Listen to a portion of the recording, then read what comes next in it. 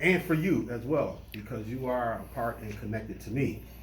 And what actually transpired, and what I want to share with you, is that Marty Wandello and myself uncovered Ishmael's story almost simultaneously. And I had been sitting on it for a number of years because I didn't know what to do with it. And the reason I say I didn't know what to do with it, because I didn't know anything about anybody carrying the name Titus back in the 1700s. That was beyond my comprehension. And after it sat there for a while, one of the younger cousins in Rochester, Michael Titus, had did some research, and he called the house one day and told my sister that they had found Ishmael. And I told him he was crazy, and didn't nobody find no Ishmael, nobody born in 1746. And I left the house and I went to work. But when I came back that evening, I had 4 cousins sitting at grandma's kitchen table, and they were saying, Solomon, you need to see this. And what happened is that they went into the computer or they went into their phone, and they gave me this. They showed me this. And then they said, we got a phone number of the guy that actually did this. And I picked up the phone and I called Marty. His wife answered, Stormy. I told her my situation. She put Marty on the phone, and first thing Marty said, Mr. Titus, I was waiting on your phone call. And I dang near dropped the phone because it kind of frightened me, to be honest with you. So from that point on, I decided, with conversation with Marty, that I better make my way to Shelby and Kings Mountain, Georgia, or North Carolina. And my brother Mark, who was still in the military at the time, we both came here, and we sat at this table with others that were here at that time period on that Saturday, if I'm not mistaken, Marty. Yep. And there was a table full of folks sitting at this table, and I sat on that end. My brother Mark sat on this end, and the folks that were sitting at this table said, "Y'all look like that." That's a fact. It's a painting walking. So it was a revelation, but also during that time period, being in this position here, and in this sacred place, I would say, we had 2 other persons that was in our company, and they were the Goldman family, Moses Goldman and his wife, and his wife actually sat right next to me, and I believe that messages are passed down, or messages are passed through, and language plays a huge part in what you hear. And as we traveled this journey in this place here, in the end of the Patriots, Ms. Goldman actually said that we were downstairs, right, Marty, downstairs in your location? Yep. Ms. Goldman said, not in a loud voice, she said, "They're royalty." She looked at us and said, "They're royalty." And for me, that was the first time, because I've heard that 3 other times in my travels, but that was the first time that I heard someone say that in my presence, in the reference to myself and my brother. But what I learned over the years, 13, 14 years now, with this journey, is that we as a family, we as a bloodline, in fact, do come from royalty. We are the children of the Fulani Empire. We are the children, not the Fulani Empire, the children of the Jolliffe Empire, Fulani people that dates back to the 15th and 16th century. And when I mention the 15th and 16th century in my conversations over the years, and being honest with you, that goes right over the top of people's head because nobody fathomed the 15th and 16th century. You can't even, unless you are serious about what you're doing and you start to research and understand the things that you're researching. So for me, it's been a blessing. It's been an honor. And some of you have been with me on this journey from the beginning. Some of you have just picked up the mantle and decided to walk with me on this journey. And the same thing that I tell the kids and the colleagues that I have back in Rochester, New York, we have to become disciples of one another in order for us to do what we have to do. There is no waiver. There's no waiver. I don't ask any of you to take from your busy schedules during the day. I don't ask any of you to take from the things that you have to do in responsibility to your families and whatnot. All I ask is when Solomon picks up the phone, just answer the call. And 9 times out of 10, it's just to see how you're doing or letting you know that we have something going on and prepare yourself for something coming. So this has been a blessing, an honor, a privilege to be with you on this day. I have family members here from Brooklyn, New York, Staten Island, New York, North Carolina, Utah, way out of Utah, by way of Oakland, California. Myself from Rochester, New York, from Philadelphia, by way of South Carolina, you see? So it's vast, but this is a small snippet, a small number of who we are here today. Because as some of you maybe have heard me say, when I look at the dynamics of my family, I look at the dynamics in a very, very different way. Because not a day goes by in my life for the past 15 years or so that it's not a week or a day go by that I'm talking to somebody within our family across the United States. And all of you know that are sitting here because you're experiencing it. And I share that with you. So we know who we are. We know where we come from. But still yet there's a bigger thing that's happening, and that's the dynamics of keeping the family together and understanding that we have been a blessed people. However, certain things happen in the world, but we have to stay our course. We have to stay our course and do what we have to do in order to survive. With so many things going on in the world, if you look at the dynamics of our family, we've been spared a lot. We've actually been spared a lot.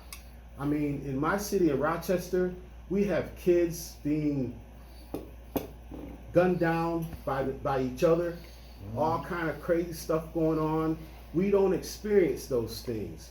I've had mothers that I've seen and known that have lost entire sons, 3, 4 sons gone. But we don't experience those things. But you have to understand the covering of what God gives us.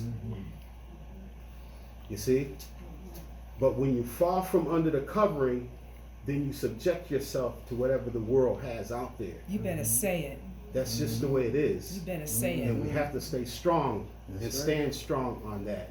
So always, and as we do, and we've all had our trials and tribulations, but we get pulled right back in, and then we say, oh, shucks, better get it right.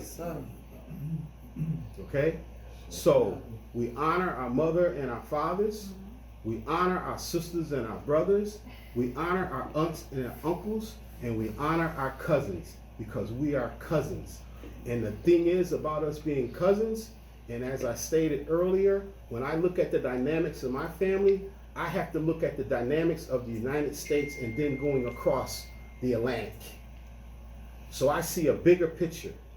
I see a broader horizon, and I see greater things, because as stated, And Melanie said, every day we're dying. Mm-hmm.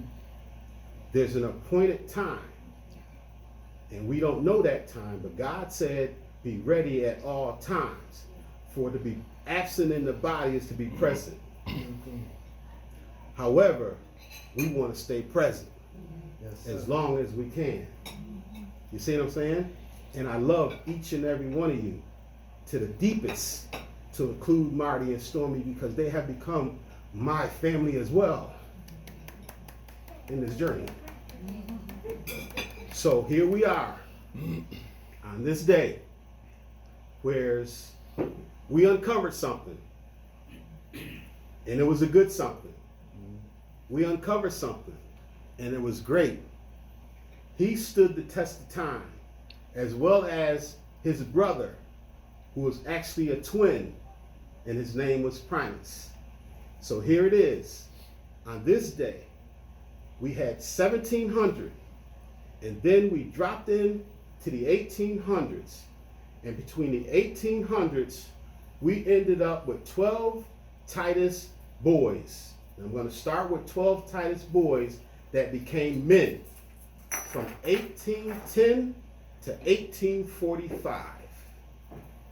And what we have is an offspring of one of the oldest families that we've uncovered in our Titus lineage in 1812. And his name was Edward Ned Titus. And in our presence today, we have a child of Edward Ned Titus and Barbara Jean Titus. Barbara, can you please stand, because I love you so much.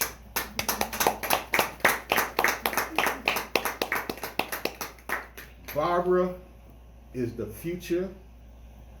Ivy is the future. 1812, 1845. The beginning and the end. We are all in between. Out of the 12 Titus brothers, in our research, we had found the offspring of 5 of them, and I have a red-eye bead on the 6th. And that's our plight. We'll continue the journey. So here we are today. Marty had started a campaign on Ishmael. And that campaign was to find the family members of Ishmael Titus. And when we had our conversation, he found the family members of hopefully Ishmael Titus. And I said hopefully because there's a process that has to go through, or we have to go through, to confirm and make sure that he is in fact ours as a family. However, we do know that we are family from the brothers in the 1800s. That's a given. That's hands down. All right? So today, Marty's going to give us some information on the process of what we need to do to exhume his body and have it tested for DNA, the process of what we have to do as a family to overturn or take his pension back to court, because at age 89, he actually spoke and told his story in the court of law.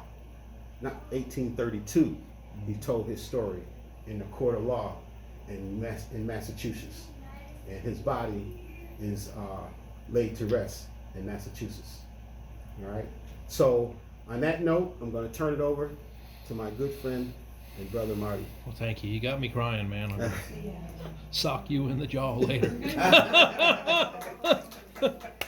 No, I was in the Navy, guys, so I can't hit a Marine. I'll get my ass kicked. Pardon my French, young lady. I'm going to pass this around because it is nasty, but this would be something that Ishmael, a great warfighter, would use. And it lays around here on chairs, and people look at it and they're kind of put off by it, and you know. But this is right off a cow here, so if you would like to even just touch anything of these types of items, I'll just pass this around. Same thing with these mugs. pulled out of the Mississippi River and copied from a very famous wreck. You'll notice on the bottom of them. So this would be like what he would drink out of. And in the kitchen, we had a black twist fork in the ham. And so every good warfighter has their kit. I'll bring out some items and pass some more of them around, but you're surrounded by the implements. In that little bag there, Ishmael would be very familiar with. Could you pass that cow bag up there? See it on top of that box? That little bag right there in front of you. Barbara, right in front of you, Barbara. See that cow bag? No, over to your right, Barbara. Pass that up too, Barbara. Let me. Would you have that tea in your hand? Give me that tea. Give me that tea on up here. Now this here, these are things that Ishmael knew how to do that many humans today have no idea. First of all, this is a brick of tea. So Ishmael grew up drinking tea in Virginia, where he's from, in that particular county there, Amelia County. And then, now think about that physiologically yourself. Who drinks coffee in here in the morning? I do. I drink coffee religiously. I think 4, maybe 5 cups, and then I'm go full speed. Could you imagine if they come in and said, since the United States has gone through a new war, if you want to be viewed as a patriot, you can no longer drink coffee because it's associated with everything that's disgusting. And naturally you would say, well, what are we supposed to be drinking? Well, it's a new mix of half Mountain Dew and lemonade, and that's what you ought to drink to be viewed as a patriot. Okay? And if you get caught or seen in the market buying coffee, you will be viewed, you'll be marked. Okay? They'll know. Well, everyone drank tea, so I'll pass this around. And they found that in the ships that they could pack more tea in if it was compressed like this. This is green tea. And we would cut a block, and Ishmael often would carry one of these and shave it until the revolution began, and they came to him. The first time they came to him, they said, will you fight for the white boy? Because the father doesn't want him to go and do it. And you're excellent at this. You're a good killer. You're very good at this war fighting. And he said, sure, where do I put my mark? And they said, right here on this paper. So he did that for a while. And the county that you're in right now, named after Benjamin Cleveland, he actually saved Colonel Cleveland's life during Braddock's War one time. He was captured by the Cherokee Indians. And Ishmael saved this famous general his life, this famous colonel, who our county is now named after. Okay, Cleveland County. Spelled 5 different ways if you're looking it up. This is why it's so difficult to do what Solomon is doing. You're looking in the North Carolina and the South Carolina archives, and you're looking for Cleave, Clev. 5 different ways the man signed his name in the North Carolina archives. So it's not so easy to do. This is also a bag that Ishmael would carry around, and you can see here we have a striker for the flint. Oh, shoot. To try and get a fire going. Wow. If you're good at war fighting and killing, and a killing machine, then you know how to do these things, and it's very precious to you to have, of course, fire starter. This is worth its weight in gold. Just a little bit of this pulled off to get it going, okay? Otherwise, you know, it kind of sucks. You freeze at night, or you're going to have a coffee bean and put it like they did down. Coffee is from the Americas. They found it down in South America. They put it in the lip. They used to suck on it. That's how they found it, okay, when the Spanish and the Portuguese came here. This is called a little char cloth. Can we pass that around, the flint and the striker? Maybe don't try it because we'll set a fire. Yeah. And I'll pass around the, this is called a possibles box, but I'll pass around the fire starter stuff. And this is really precious also. This is called char cloth. And that's what it is. It's charred cloth. And you would be surprised at how helpful this is to getting a fire going. Because this is the next thing after a little bit of that stuff. And after this comes the twig. So this is a day in the life of your ancestor, what really is all of our ancestors, we were all black in the beginning, even Stormy and I. All right now. We all come from Africa. That's the truth, whether people like it or not. We were all black, okay? Today in the schools, the little kids are taught that there's 5 skin colors of humans. If you read their science books when they come home from 4th and 5th grade, and you, what's saying there? You ask them, what's it? It says, Daddy, that there's yellow, there's red, there's white, there's brown and black skinned humans. Scientifically, that's, but we are all just one race left here on earth. All the other races on earth, I get so tired of hearing about racial strife, race wars. It's all lies. Okay? There's only one race on this planet. It's called the human race. Yeah. We are known as the survivor race. Now, there were other races that lived here. That might have made sense, you know, what, a couple 100,000 years ago? There was Homo erectus. Okay? There was Cro-Magnoid. There were Neanderthals. There were many different races that lived on this particular planet. There's only one race left. It's called Homo sapien. And that is the race that we belong to. There's only one race here, okay? We may have different skin colors from the sun, but it seems kind of silly to make a big issue out of these things, but some people are all into it, okay? Like Dylan Roof, who went down here and assassinated all these people in South Carolina, and he thought his main goal as a Nazi, okay, was to start Planet of the Apes. That's his stated main goal. I will initiate Planet of the Apes, and they will kill each other. His goal didn't work out. He was busted and arrested here in Shelby. There was a white lady that worked over at the flower store, driving in her car on Route 74, and said, I'm called in. I'm following a car that looks like the blonde-haired boy. It's the exact white car with the South Carolina plate that they're all over TV. I'm hanging back like 5 miles back. They said, keep following him, stay on the line. He was arrested here in Shelby and put into prison immediately, okay? We were very proud that Jeff Ledford arrested him here. And then he was, of course, turned over to the South Carolina authorities. And the reason we do all these things, the reason I belong to the NAACP, and my wife and I take our daughter to go and march at Black Lives Matters things and stuff, and people call me on the phone and say, are you crazy? You could have one of those nuttos with an SUV do 70 into that crowd, Martin, and your daughter and Stormy crushed to death. What are you doing out there? I'm like, actually, we were at the Shelby March. It was like 70% white people. I don't care about having an SUV do 70 into my wife, okay? I would rather die as the lamb marching for what is correct than to sit around on my ass, like Dr. King said, and we will know them by the ones who do nothing, is what he said. That's right. Who say nothing. That's what he said. That's not exactly what he said. I can't quote people that well, but that's what he said. Okay? It all boils I down. have a quote That's for what you, he's. Marty. Please. It's from Edwin Niemöller, who's a German who lived in Nazi Germany. Mr. Niemöller said, when they came for the socialist, I said nothing because I wasn't a socialist. Mm-hmm. When they came for the unionist, I said nothing because I wasn't in the union. Mm-hmm. When they came for the Jews, I said nothing because I wasn't a Jew. And when they came for me, there was no one left to speak. Exactly. I think that's the perfect example right there, guys. So that's why my wife and I involve ourselves in these things. And when we moved here in 2008, we had visited in 2007. And of course, everybody and their brother told me about the great battle at Kings Mountain just 4 miles away.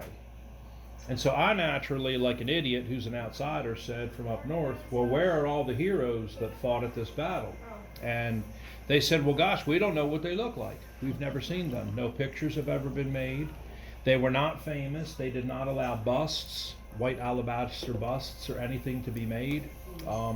And of course, they never sat for paintings. They were not that famous. So we started with this house that you're sitting in here right now with the famous German who is our DNA verified ancestor of Stormy and our daughter.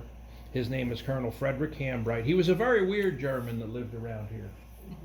He said like weird things. What we are going to do is no longer have like birthright what is king, and then this child is born the son, because daughter is not allowed, but the son will take over and rule. We will no longer have rule by one. We are going to do what is called election. And this was a weird idea, guys, to elect humans to be in charge. And so he was the first painting that we did. He was so easy, it was a joke. There are so many Hambrights around here. He had 22 kids, 2 wives. Everybody and their brother knows Stormy, and we either went to school, 50 cousins at the high school who were all related, okay? We went to do the next one, Colonel Cleveland. Also pretty easy to do. Very interesting family. Every one of them has Benjamin for their middle name. It's a tradition they do. Wow. We went to do, we said, how come nobody celebrates black people around here? We found out that blacks fought at this battle. So for 200 and some years, no one ever brought that up. And so we started down this path. Well, we are going to find out about at least 5 blacks fought here. And if we have to be the first all alone out there doing this, we will be. And this is when we came across Ishmael Titus and his brother Primus, who were here at the battle, and found out the truth about Ishmael. And so, you do things like that are normal to you, like you would think like, well, let me go on to No-brainer, right? Facebook and look up Ishmael Titus. Oh, wow, a lot of them living in Africa. This could be very close. Oh, Rochester, New York.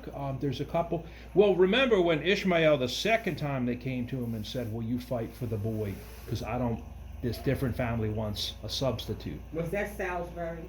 This was actually in Amelia County, Virginia, where he lived. So he said, sure, I'll do it, but this time I want my freedom. Right. And they said, oh, sure, we'll do that for you. Put your X there. And Was so, that Primus? no, this was Ishmael. This is Ishmael, okay. Yep. So he did it. He agreed to his second contract because he was an excellent killing machine. He was a war fighter, very good out in the forests and all day long for months. Just realizing I'm very good at this. Okay, all right. And so he did that. But at the end of the war, his master said, no, you don't get to go free. I don't care what the paper says, and tore it up. And that's when he left and went to live up in my colony, which did not allow slavery long before this war ever began, called the Pennsylvania colony.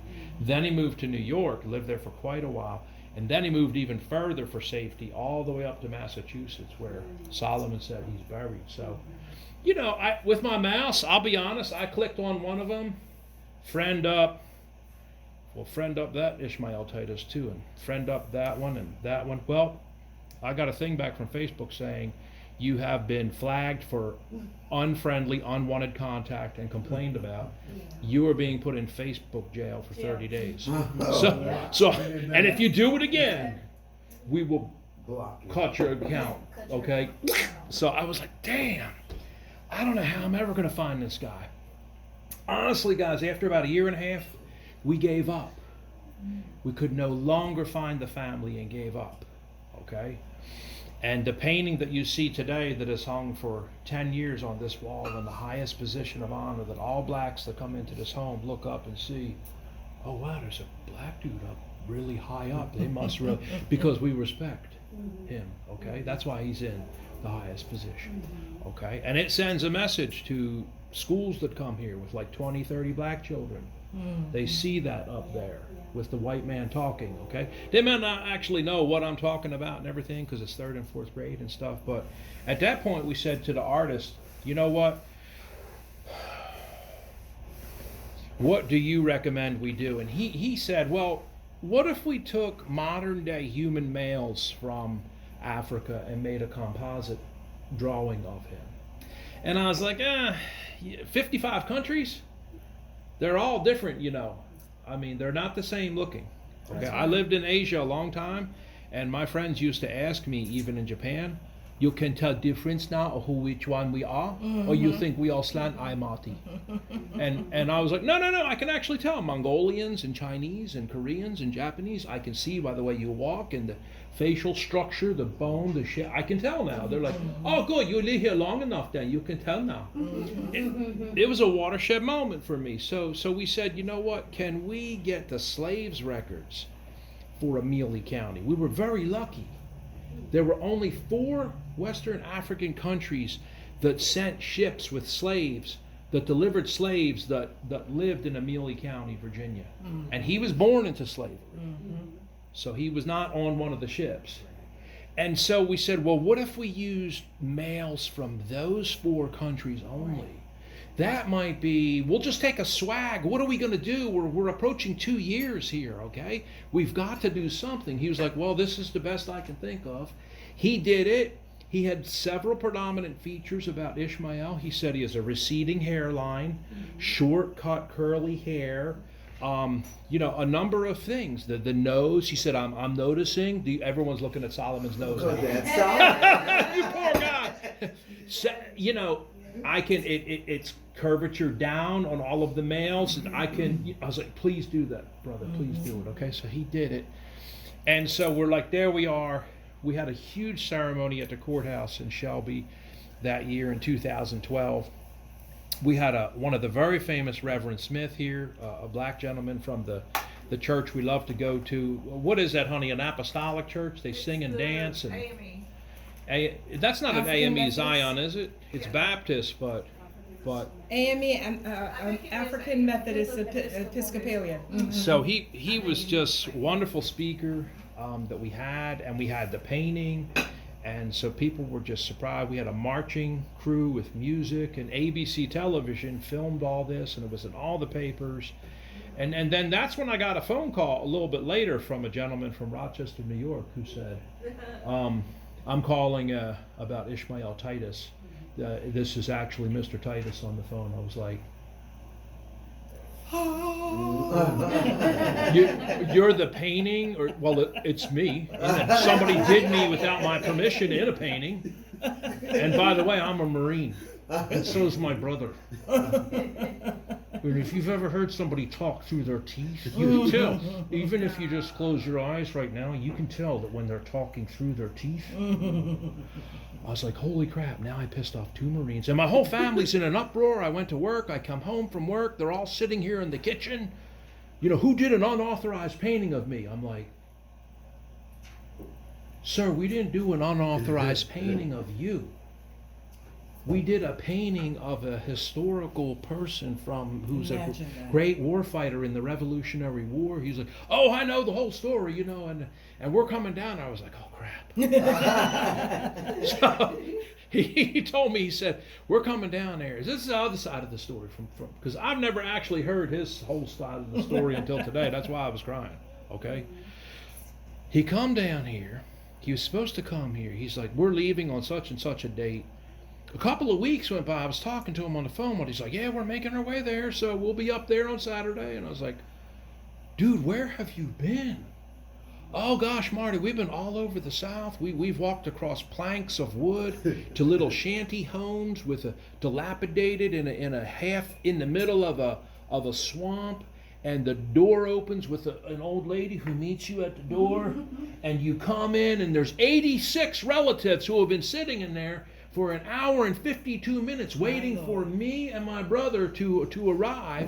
And that alone takes an hour and a half of going all around. And this is your great auntie Nellie, and this is your uncle Freddie Lou, and this is your... That alone takes, doing it. And this is like every night, Marty. For the first time, we are connecting the southern Titus family with the northern Titus family in hundreds of years, Marty. This is what we have been doing for 2 weeks. Yeah. And he finally came here, and the day that they pulled up in that SUV and parked over there, and I went out to meet them, because everyone was buzzing in here waiting for them to come in. Yeah. Okay? It looked like that painting walking across the... Okay? And if you ever are reading and wonder why some of the reports in the federal docket, and you're reading the court records, and it says he was either 104 or 102, but he was unsure. Okay, he was one hell of a strong person. And that DNA, if you're ever thinking about that DNA that is in you today, it is strong. Because you don't live to like 100 after being in as many battles. And he didn't just fight at this battle. He fought in South Carolina battles. He fought at Guilford Courthouse. He fought at cow pens, the famous double envelopment, the only time in American military history. Okay, Army, right, Fred? The only time in American military history that a double envelopment occurred, cow pens. You need to go to that battlefield as well, because he was there. Okay, he fought next to the 7-foot tall giant who carried a 6-foot long broadsword that President Washington had made for him, that he systemically hacked at least 14 people to death with. That was one of his friends from Portugal. Okay. I'm trying to understand something. I have Yes, a question. ma'am. I'm sorry. How did they know he was a killing machine? Now, he's on a plantation. He was he's just- enslaved. So, how did they know that about him before enlisting? Because he I had have an fought answer in for Braddock's War, which was another famous war before this war, and was very good. And also remember that our collective memory about black people normally starts, because of our education, starts with the Civil War. This is the Right. Revolutionary War. And I got even that. before And back then, there was really, slavery was a very new concept. It wasn't every black person in the colonies was not a slave. Some was indentured. Some were indentured, as were Europeans. There were African property owners here at the time. So the confluence of the socialization of black people had not come together in the way it did 50 years later. In fact, what I understood, and please correct me if I'm wrong, Marty, is that the reason why Ishmael is entitled to a pension is because at that particular point, nobody wanted to go to war. They had just been through the Revolutionary War. They said, well, we're trying to start a militia. We said, ain't nobody going to no army. We weren't paid. We weren't compensated. Most of our family and our menfolk are dead. No army. No, we're not going to do it. So, well, we'll give you a pension. So now we got to find all the people who didn't die who first of all survived the Revolutionary War, then have the nerve to still be alive, come in and tell your story, we'll pay your pension. And that way, everybody, all the new recruits will see that if they do join up, they'll be compensated. Am I right about that? Absolutely, absolutely. And one thing I want to say about that DNA, when I shook both of their hands and looked at the size of their biceps, it looked like my calf. And when you shook their hand, it was like, good to meet you. Like, holy crap, no wonder you firsthand knew how strong the DNA is and was in this man that is passed on to all of you. So from there, we had a wonderful outing. We had a wonderful breakfast, everything. And he's been back to visit. And we said one day, look, they contacted us from the Harvey Gantt African American Museum in Charlotte. And Ishmael has been put down into stone in bronze and set down on the Walk of Fame. And we gave them permission to use the painting for that. Okay? And so, of course, we wanted to make sure that you came, and we had a dedication ceremony, and we did that, and you were awarded the Presidential Distinguished Service Medal in gold around his neck that day. And so that all occurred. That was all heavily photographed, all on the internet and everything. And then from there, with that particular attorney, Scott Seifert, who is very famous around here, a couple of more things happened. He contacted me one day and said, would you mind if I use Ishmael's painting in my new book called Eminent Charlatians, about famous charlatans, people from Charlotte. So we said, absolutely, no cost, please do. Another author came here, Ed with his wife, and said, we're doing a book about the Battle of Kings Mountain and